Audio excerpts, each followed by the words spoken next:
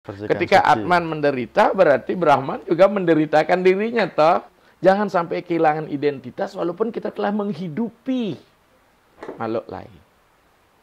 Ketika dia masuk persawah, dia menghidupi padi loh, sehingga dia bisa berbuah. Memberikan kehidupan pada yang lain. Malah justru kalau kita jadi hujan langsung turun di laut, kan tidak bisa memberikan kehidupan. Maka dengan hari raya ini kita dikembalikan untuk yuk sadar, yuk jangan terlena.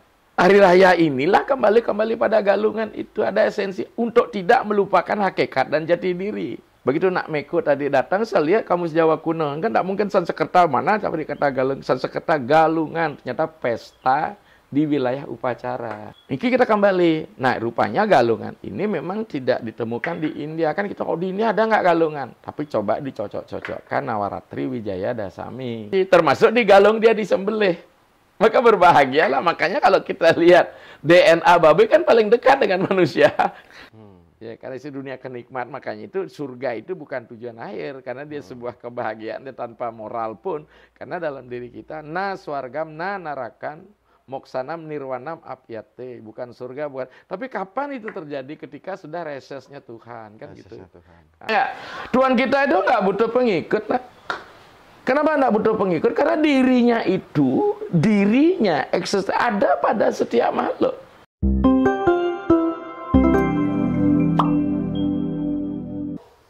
Om Swastiastu.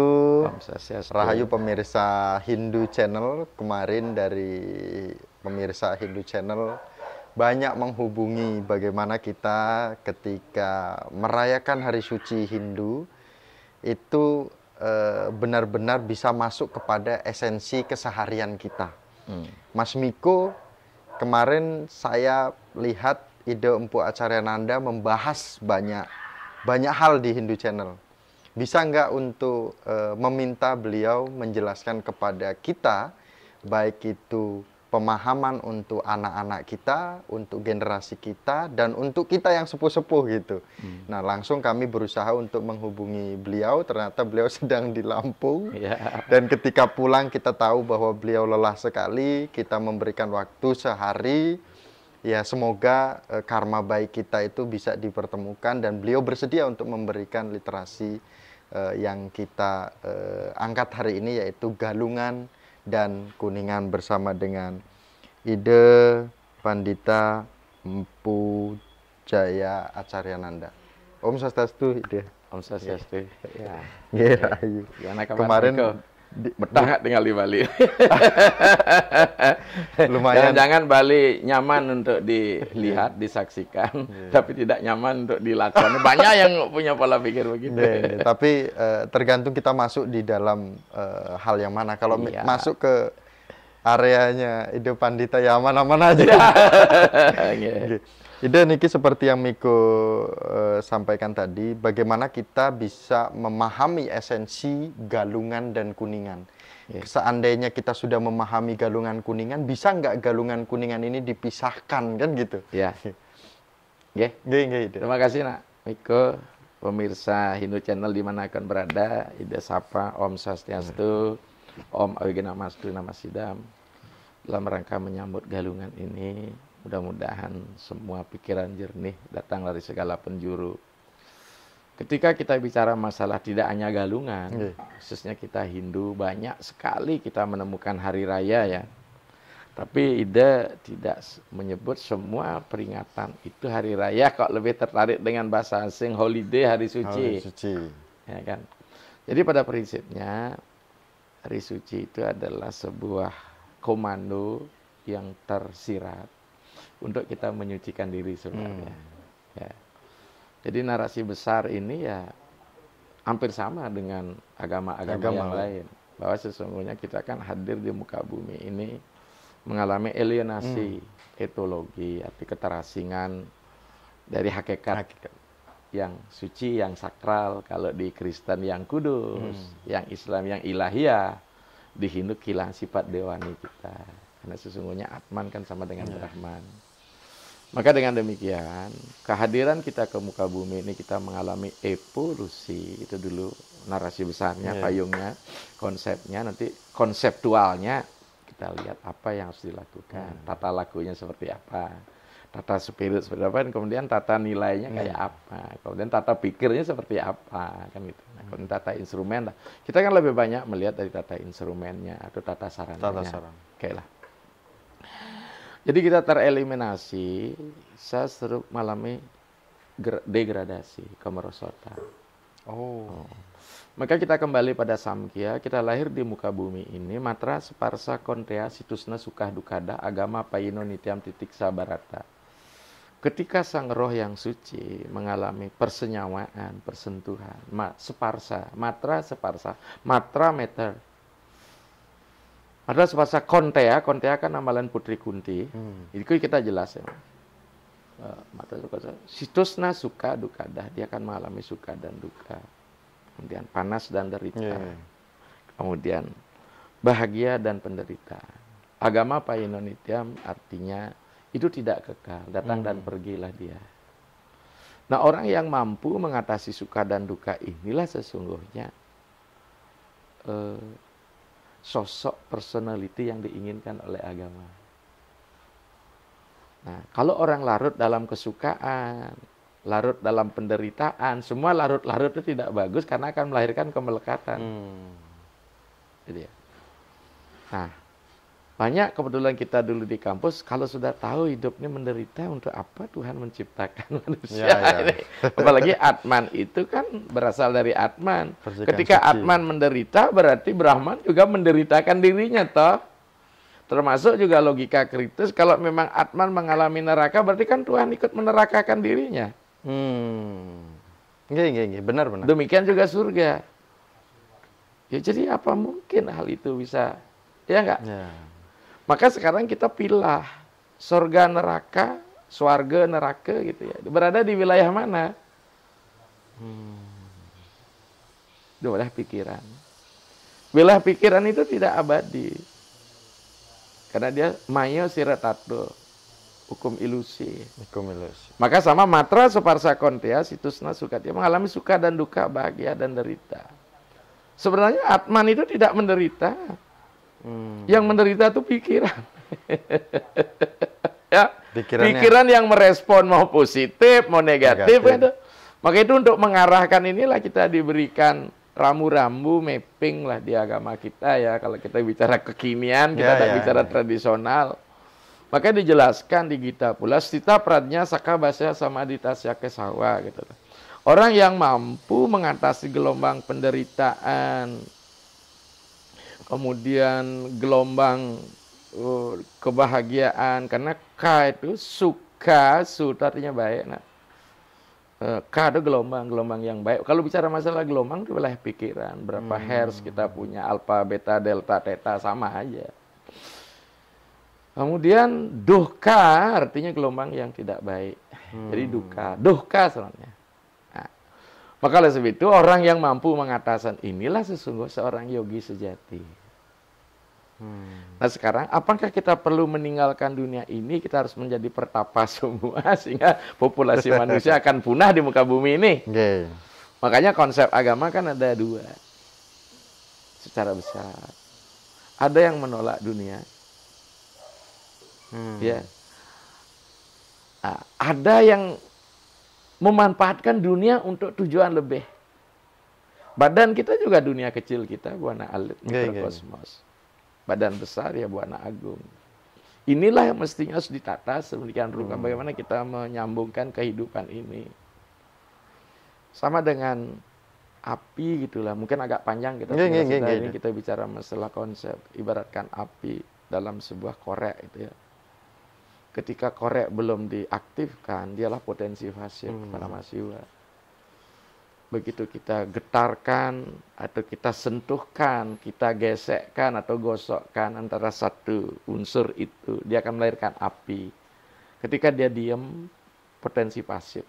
Itulah Tuhan yang tidak bisa diceritakan. Absolutisme di wilayah ketuhanan.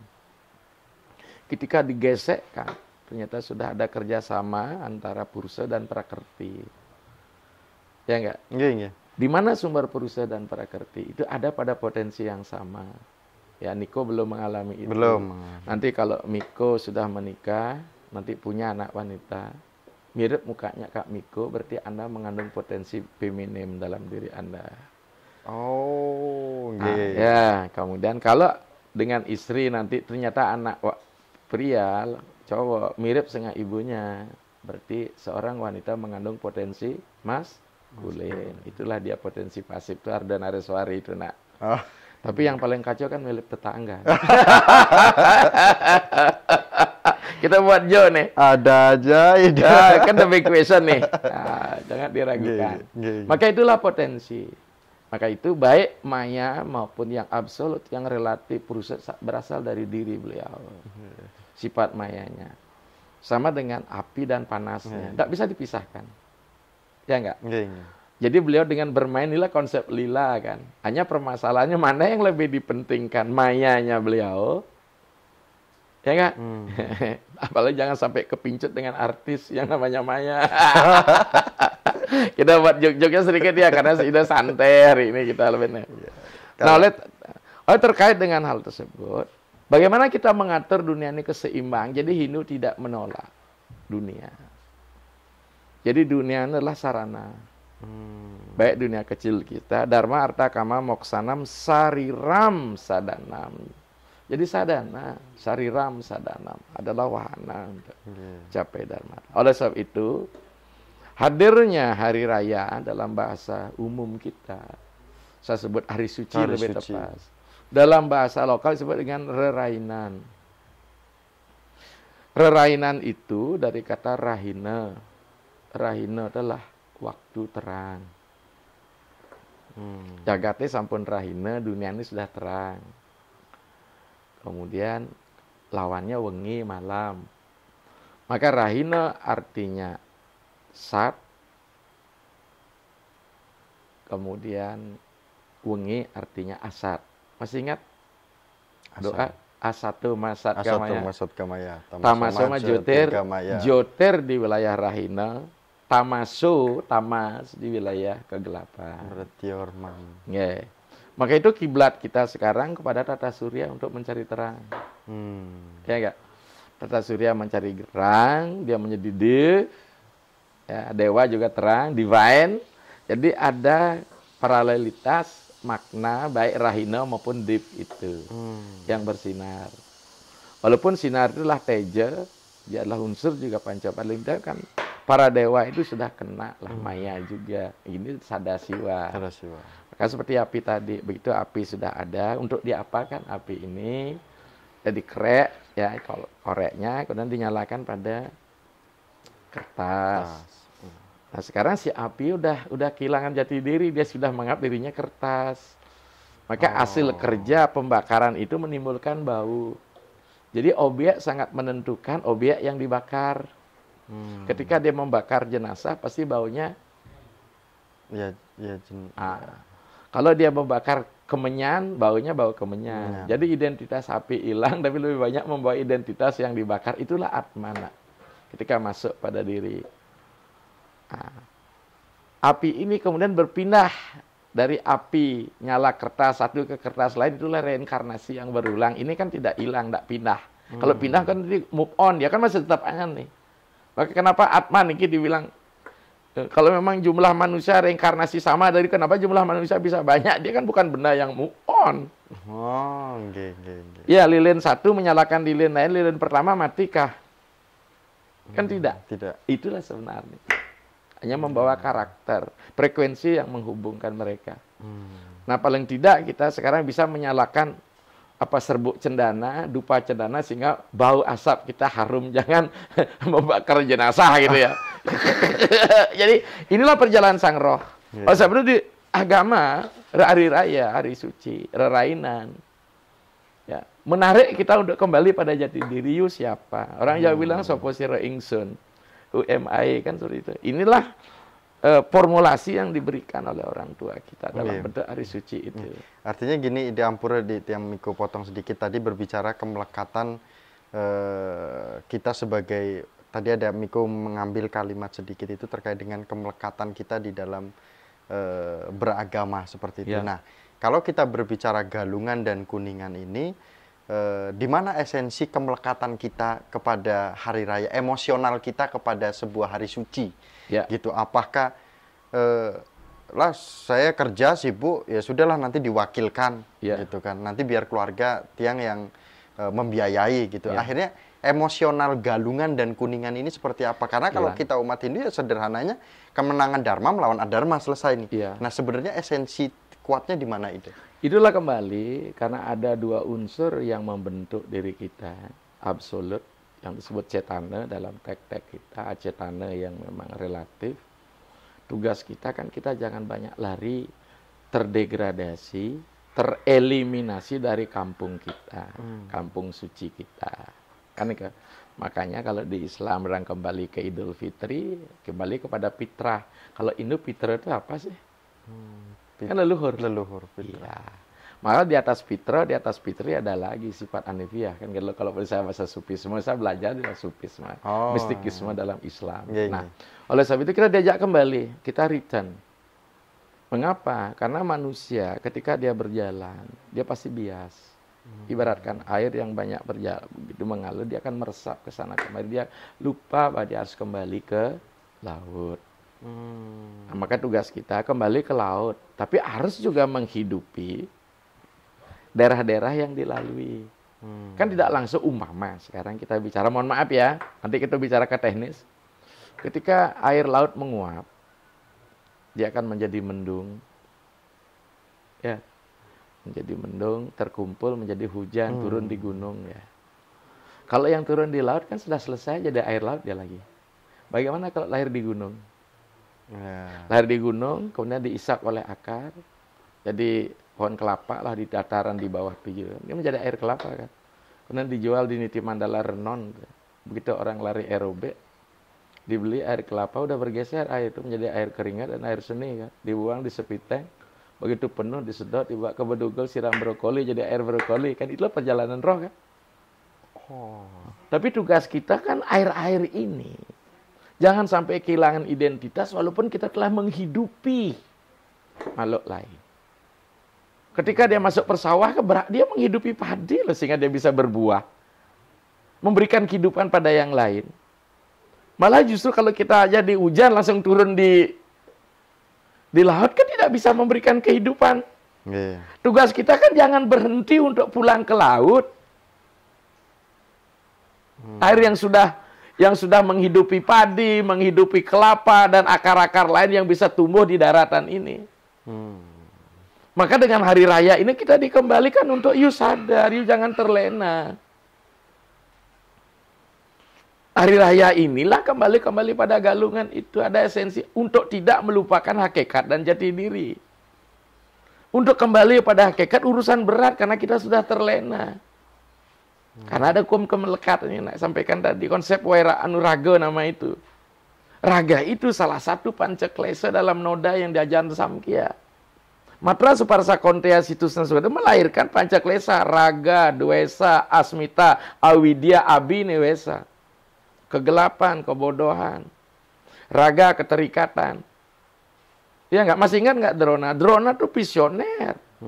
Tapi karena dia tidak bisa ngupopira memelihara ngopeni anaknya yang bernama Aswatama, akhirnya dia rela menjadi guru mendapatkan upah untuk memberikan susu anaknya. Ya enggak, tapi akhirnya begitu niatnya berada di Pandawa dalam Baratayuda, tapi karena anaknya berada di Korawa membulan apa? Ini kan kehilangan visi misi, sehingga dia harus gugur juga. Jadi kematian itu bukan akhir dari segala. Kan kematian adalah sebuah final, badan tidak bekerja lagi. Tapi pikiran ini kan tidak pernah berhenti bekerja. Kalau kita masih, maka dengan demikian Galungan ini mengkonstruksi tubuh manusia. Maka dari itu, kalau kita kembali pada tatanan Galungan banyak versi, banyak versi. Kalau versinya Idempu, kalau versinya saya harus kita mix. Adakah dua versi yang berbeda kemudian mengambil jalan tengah, the third way? Makanya kita bebas. Saya sering bilang bisa sepakat untuk tidak sepakat kan? Ya enggak? Contoh, kalau kita bicara Galungan sekarang, orang bilang Galungan itu sebenarnya pesta. Begitu Nak Meko tadi datang, saya lihat kamus Jawa kuno. Kan tidak mungkin Sansekerta mana, tapi dikata Galungan. Sansekerta Galungan, ternyata pesta di wilayah upacara. Itu makna gramatikalnya, leksikalnya seperti itu galungan. Tapi galungan kan tidak hadir hanya dari satu. Dia membentuk rangkaian. Pestanya seperti apa? Apakah pestanya menyangkut indriawi? Ya kan? Atau pesta perjamuan di mana manusia ketemu dengan Tuhannya. Pesta spiritual. Iya, perjamuan. Reception. Sehingga kita diajak ketika pesta dengan material, dengan kenikmatan lidah, kita hanya merasakan selera lidah dan nikmatnya pikiran. Tapi pesta dengan Tuhan, kita menemukan nektar beliau. Bahasa keren saya, to make the otherworldly, kita diajak pada dunia yang berbeda. Ini pentingnya pesta itu, nak. Maka jangan dibilang ritual-ritual itu pesta-pesta. Kalau anak lahir di dunia indriawi, anak akan apa itu? Kan tidak ketemu hakikatnya, maknanya, nilainya. Anaknya melihat dari tataran material yang ada. Makanya apa kata beberapa mengatakan bahwa ketika kita beragama, kita diajak pada dunia yang berbeda. To make the otherworldly. Inilah membangun emosi agama kita. Hanya sekarang ketika kita bicara masalah eksistensi gitu, eksistensi kemanusiaan ada di 3 wilayah, eksistensi emosi, menyangkut rasa, eksistensi logika menyangkut etik, dan eksistensi spiritual menyangkut religi. Ini penting ini. Nah sekarang kalau sebuah hari raya, hari suci, gagal membawa pada ketiga dimensi ini, berarti kita belum maksimal melakukan agama itu. Maka itu 25 hari sebelum galungan, karena kita bicara masalah sistem Pawukiti kita, hari raya kita di sini ada 4 dimensi sebenarnya, tapi 3 yang dirayakan. Tapi sudah di-mix juga. Surya Pramana Masehi yang dipegang oleh Katolik Kristen. Kemudian bulan, lunar system, Chandra Pramana dipegang oleh Muslim. Kemudian kita Nusantara Bumi Pramana, ini pusatnya juga dari Jawa, Medang Kemulan itu, ya Medang Kane Kajaan Sanjaya, Pawukon, Sintolandap Ukir Kolantir itu, Wawarane Kawara Luang, itu tradisi Jawa, bukan kami punya di Bali itu. Jangan salah kalau dibilang kami bawa lagi ke Jawa, orang membalikan jenengan, orang menggembalikan loh kekayaan penjenengan sedulur Jawi yang sudah kita bawa ke Bali gitu. Nah, ini kita kembali. Nah, rupanya galungan ini memang tidak ditemukan di India. Kan kita, di India ada nggak galungan? Tapi coba dicocok-cocokkan Nawaratri Wijaya Dasaming. Apa betul seperti itu gitu. Kan itu dia. Apa nilainya yang sama, casingnya berbeda, kemasan packagingnya berbeda, masih menggunakan kearifan lokal. Maka kalau kita kembali pada zaman Teguh Dharma Wamsa, ya, kerajaan Pasca Sendok di Jawa Timur yang masih tetap pegang menjadi kerajaan Medang kelanjutan Mataram kuno, kan dijelaskan gitu kekawin itu ya, mangjawakan biasa mate. Membahasa Jawakan karya-karya Resi Wiyasa. Wiyasa itu kan sebenarnya bukan oknum tunggal, nak. Yeah. Dia oknum perguruan. Sama dengan Agastya. Jangan dipikir orang tunggal. Kok Agastya hidup juga pada zaman Weda? Hidup pula zaman Purana. Siapa ini? Ini kan garis perguruan parampara. Ini. Nah, ini perlu kajian. Jangan kita terjebak oleh bahwa kita bicara oknum. Ya, artinya gini ide Ampura.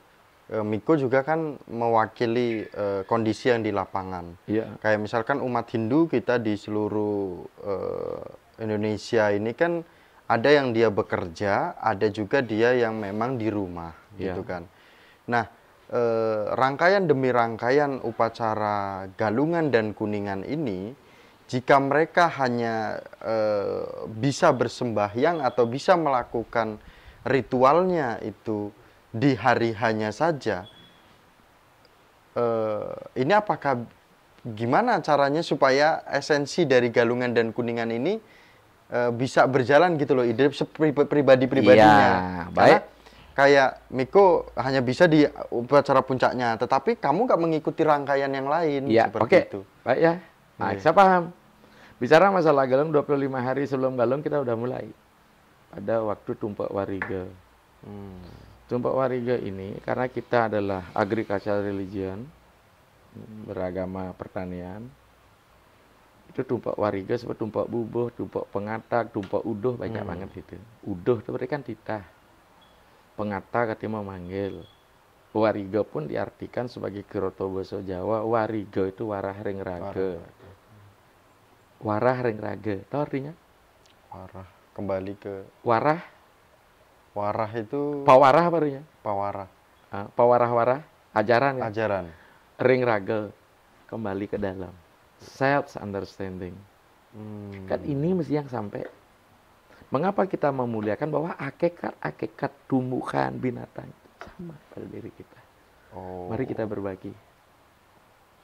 Sekarang kalau kita tidak hidup di dunia pertanian, apa kita tidak boleh melakukan dana punya saudara sesama? Layak sama. Wasudewa kutem tatwam ketika bicara warah raga. Beliau sudah sama dengan di India. Kenapa India memuliakan sapi? Kan sapi kontribusi terbesar memberikan susu dan pertanian. Pohon pun seperti itu. Bahkan boleh kita karena lebih murni. Maka kalau kita ingin mencari kemurnian manusia tidak terkontaminasi pada zaman Raja Janantaka dalam lontar, semua dijadikan tumbuh-tumbuhan. Untuk mendapat ruatan dari Begawan Salukat. Harus jadi tumbuhan semua. Tuh. Nah kembali, ini dia kan warah raga. Permasalahan sekarang kalau kita tidak lagi terlibat kita di industri, apa kita buat bubur untuk tumbuh-tumbuhan? Bubur darinya kan kemurnian.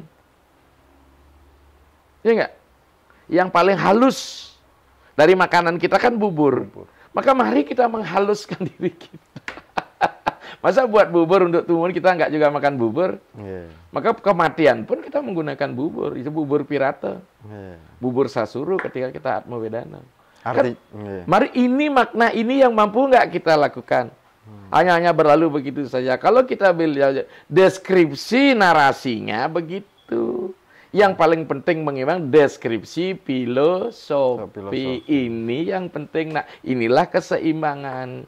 Artinya kalau kita sebagai orang pekerja, ya paling tidak bisa mengetahui bahwa rangkaian Galungan dan Kuningan ini sudah 25 hari ini. Iya. Nah, ketika proses 25 hari ini, apa kewajiban-kewajiban di dalam itu yang harus kita lakukan, Ide? Ya, itulah kembali.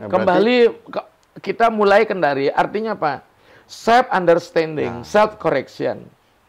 Karena prinsip berdasar kita, payung besar kita setiap adalah penyucian diri. Oke. Karena ada matra separsa ini. Mengapa? Pertanyaan kita untuk apa Tuhan? Kan belum saya jawab tadi. Untuk menunjukkan dirinya ada. Sederhana saja. Nanti Miko menikah. Bukan hanya pelampiasan hasrat biologis lah. Menunjukkan diri Miko ada sebagai seorang laki-laki. Saya laki-laki. Kan tidak mungkin Miko sama laki-laki. Karena Anda sudah laki-laki. Mestinya menikahnya dengan perempuan. Iya, untuk menunjukkan kekuatan strong power ya pada wanita. Wanita akan sempurna apa pernah melahirkan. Sempurnalah saya sebagai seorang laki-laki jika mampu membuahi istri saya. Tapi jangan mengatakan sempurna ketika membuahi istri orang lain, kan ini yang berat. Ya, jadi kita masuk ya. Rangkaiannya ini. Nanti masuk dia kesugihan, disungsang. Ya. Nah, kalau kita lihat orang sungsang bahasa Indonesia kan kerbalik, kepala di bawah. Jawa kuno pun ongkar sungsang begitu. Kalau kita pengal dengan tafsir saya, sung, para nugraha, Jawa kuno itu. Anugerah artinya. Jadi asung, kerta waranu, kata sung. Sungana, berkatilah, anugerahkanlah, Jawa kuno. Sang, beliau. Siapa tuh sang? Mari kita lihat. Sang, bang, tang, ang, ing. Di mana posisi sang? Di timur kan? Timur. Sang itu iswara putih. Putihkanlah dirimu atas restu Tuhan. Saya punya tafsir entah yang lain. Kemuliaan. Oke. Ya. Artinya secara sederhana ini gimana kaitan antara Galungan dan Kuningan dari filosofi yang tadi dari esensi yang tadi dijelaskan di bawah sampai saat ini itu? Ya sabar. Karena saya kan ingin akan jalan ini. Karena jangan sampai pemahaman dari umat-umat kita atau adik-adik kita bahwa seolah-olah esensi dari Galungan dan Kuningan ini kita selesai di Galungan saja, Kuningan nggak usah. Gitu. Iya, oke. Kalau memang tidak bisa dilaksanakan, paling tidak Galungan sebagai puncak. Nah, kan set gini, dia kan pendakian, jadi dia menurun. Ya, menurun bukan degradasi lagi. Ada bawa sesuatu kita bawa untuk turun. Kembali pada hakikat di puncak ini di Galungan. Ya, nah, kita kembali pada sugihan. Ada yang bilang sugihan, sugih, Jawa Bali kan podo, kaya. Ada yang bilang sugihan, jadi meraup di muka. Ya, kedua harus kena. Ya, pertanyaan kita sekarang, ketika kita sudah menyucikan diri di warige itu, warah ring rage, apa kita sudah sugih? Apa tidak lanjuti secara fisik? Paling kita lihat, kata sugi itu hanya pada laku pada muka. Ya, apa orang Jawa kalau sugi itu apa? Nah, sugi ya kaya. Apa? Kaya, kalau sugi. Kalau sugi? Sugi. Kalau orang Bali mesugi itu raup muka. Bukankah dalam tubuh kita indera yang paling banyak ada di mana, nak? Ya, ada diri kita. Ya. You bisa tertarik pada orang kalau indera muka. Jadi indera itu lebih banyak di sini. Tolong itu dibersihkan.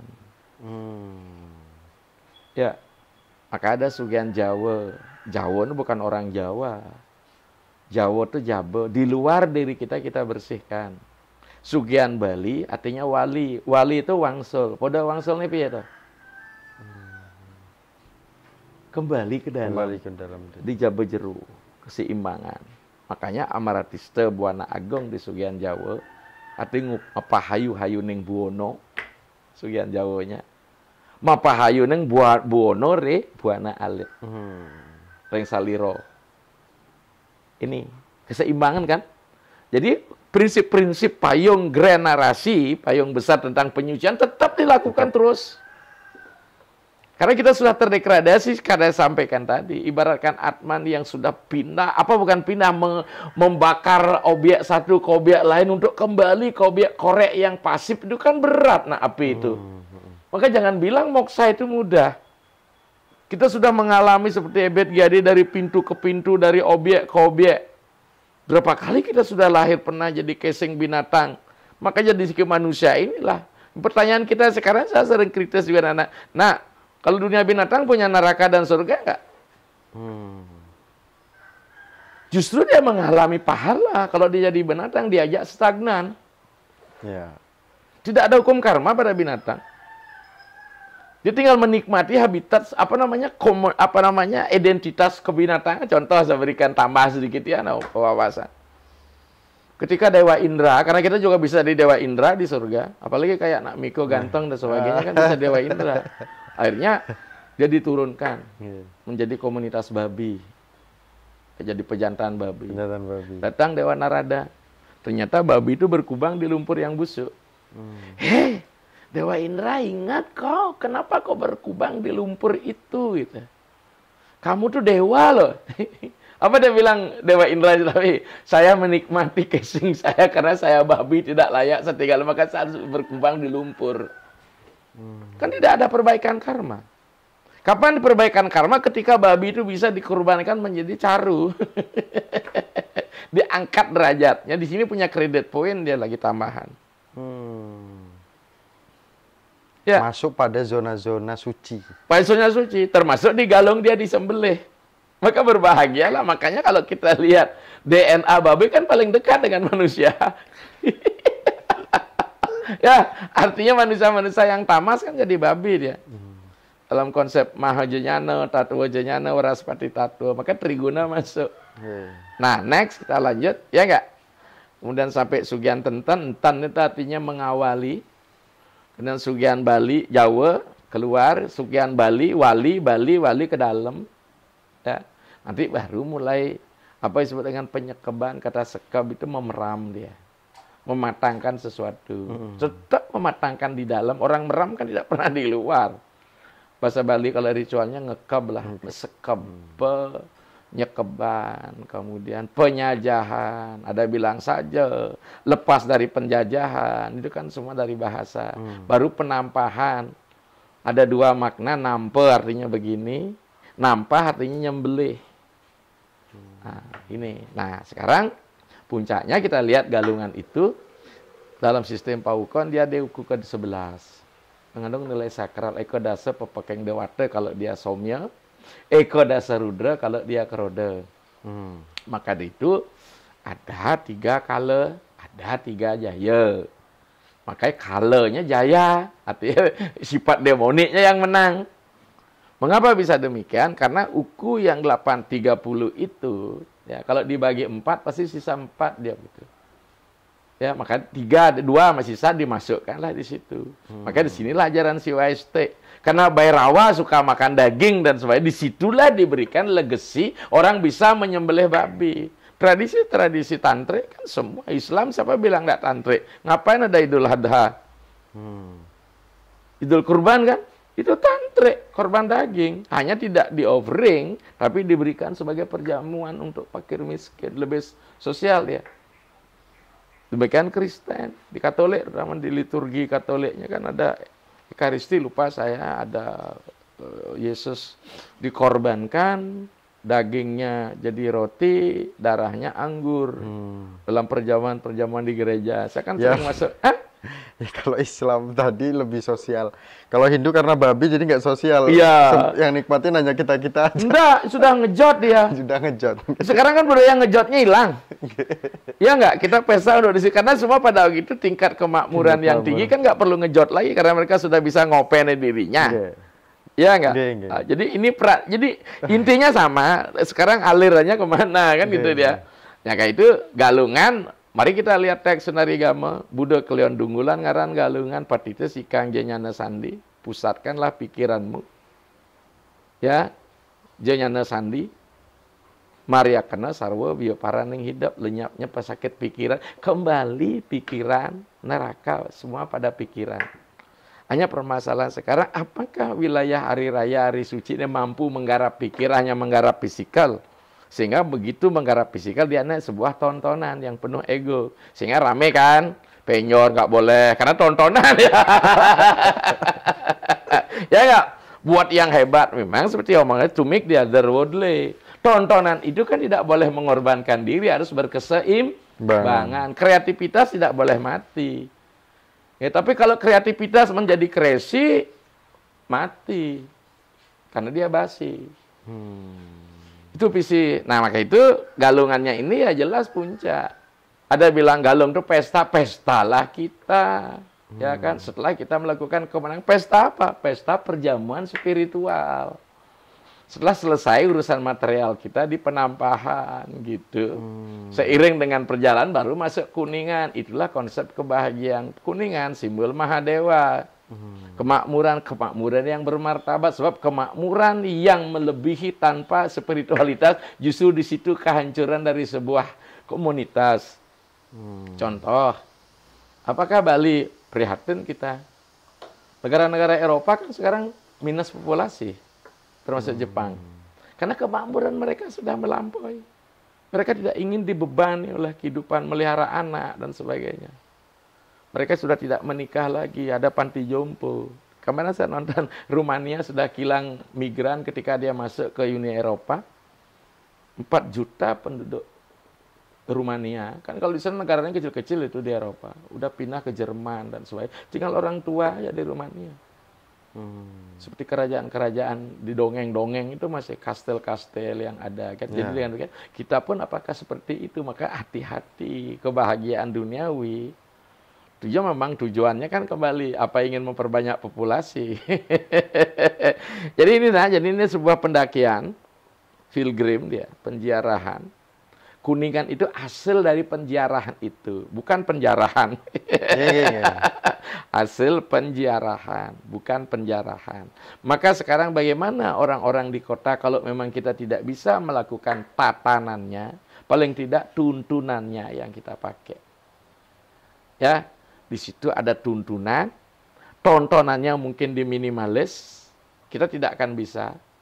Ya, ketika badan material kita bersolek, badan rohani kita juga bersolek, nak.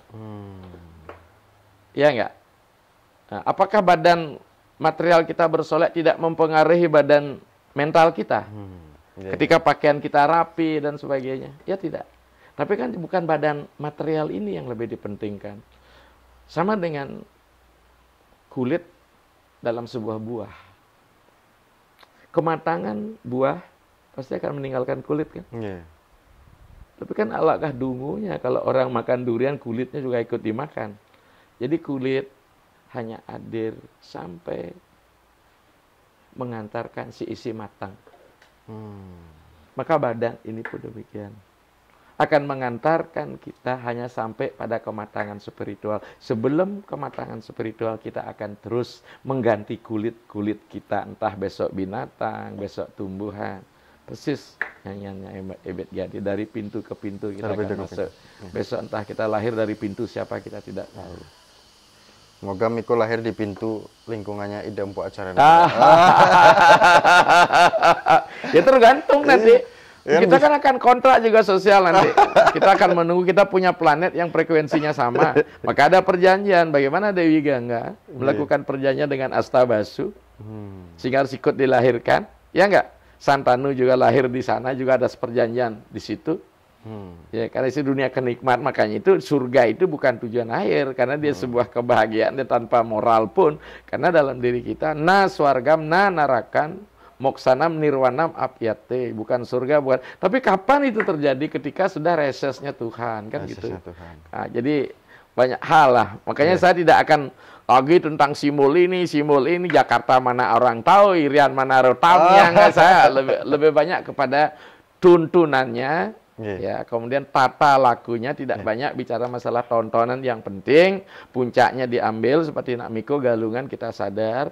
Maka kita perkuat literasi kita, narasi kita, bahwa Galungan itulah sebuah puncak. Tentu puncak tidak bisa hadir tanpa sebuah perjuangan untuk mendaki.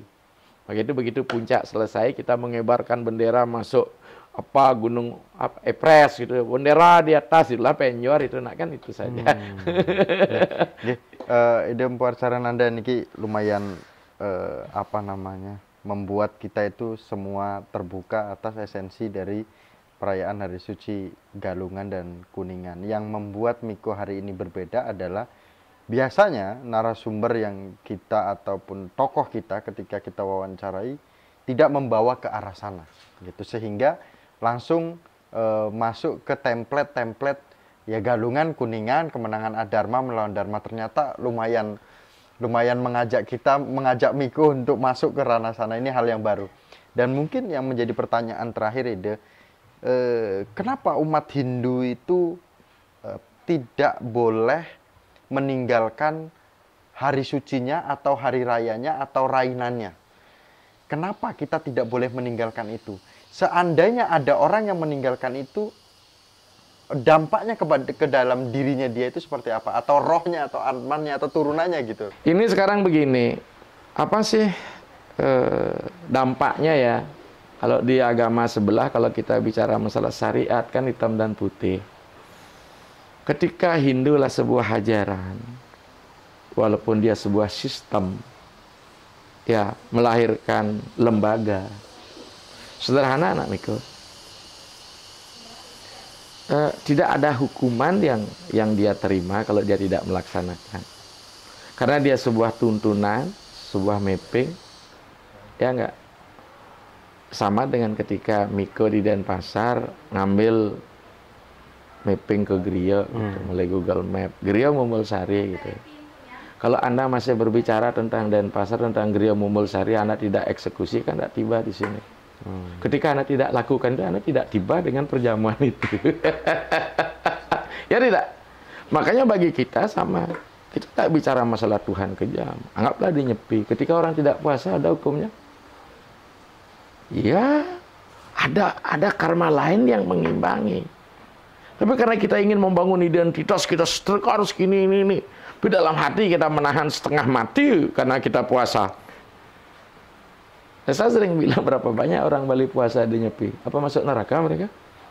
Karena tidak mengikuti itu. Memang Tuhan itu, mohon maaf ya, ketahuilah bahwa Tuhan yang pencemburu. Jangan kau coba persekutukan Tuhan dengan Tuhan yang lain. Mohon maaf ya. Saya tidak mau sebut pihak mana itu ngomong gitu. Ya enggak? Tuhan kita itu enggak butuh pengikut lah. Kenapa tidak butuh pengikut? Karena dirinya itu, ada pada setiap makhluk. Kalau dia sendiri sadar bahwa dia cikal bakalnya belajar, kan nggak perlu dia tolak untuk itu. Maka kembali kita melakukan bukan penjarahan, ya kalau penjarahan pasti dia naik ke Tuhan, bukan penjarahan namanya, pengembaraan. Bukan beda kan? Kalau kita berziarah pasti dia naik, pilgrim, yatra. Kalau kita pengembara gimana? Jadi musafir dari satu tempat ke tempat lain. Jadi dengan demikian hanya itu, Miko. Jadi closing statement itu ya, kalau mana ingin naik kelas, rajin belajar, ikuti aturan guru kan gitu. Ya, jangan kau minta mau naik kelas, mau gratis, kau tombok dosen kan gitu. Sama niki ide Pandita Empu Jaya Acarananda, matur suksema niki. Hal yang sangat baru adalah ketika kita mendengar sebuah kemelekatan di dalam diri kita terkait dengan hari suci itu memang benar-benar ada. Kemudian sisi ritual ini ternyata jamuan spiritualnya. Iya, bukan perjamuan material. Bukan perjamuan material. Ini ilmu baru bagi kami, dan Astungkara nanti bisa menjadi literasi yang lebih mendalam lagi untuk momen-momen hari suci Galungan dan Kuningan itu. Baik, sedikit saya tambahkan untuk kata perjamuan itu. Mungkin tidak bilang bahasanya baru, itu bahasa sudah lama sebenarnya. Karena itu baru denger aja. Ya, ini bahasa saya seorang dosen, seorang petualang, sebisa belum pilgrim. Sangat jelas mengatakan, saya salah satu tokoh Sadguru lah, Gandhi. Agama Hindu harus lahir untuk remaja lagi. Apanya? Casingnya, ide-idenya, spiritnya sama. Siap, ide. Oke. Suksema ide. Makanya dia akan mengalami apa? Survive and sustainable. Semoga Miko ada di posisi itu. Ya, nah itu yang penting. Maka dengan demikian Miko tidak hanya berhenti sebagai penikmat, harus menjadi pengamat bagi kita. Observasi partisipatori katanya kalau kita bicara penelitian, betul nggak, anak kuliahan gitu. Saya ngajar filsafat ilmu kan seperti itulah. Kadang-kadang kita senyum melihat diri kita, pentas panggung kita gitu. Yang jelas. Selamat. Galungan dan Kuningan ya. Yang jelas jam terbang ini sudah tidak diragukan itu. Jadi tapi ingat, merpati terbang harus ingat juga pada pulang. Nggih itu. Nggih, matur suksema, kami tutup dengan para Masanti bersama dengan ide Pandita Empu Jaya Acarananda berada di Gianyar, Bali pada perayaan Hari Suci Galungan dan Kuningan. Para Masanti. Om Santi Santi Santi. Om suksema. Lihat ide istri itu menata tanaman dengan penuh kasih sayang.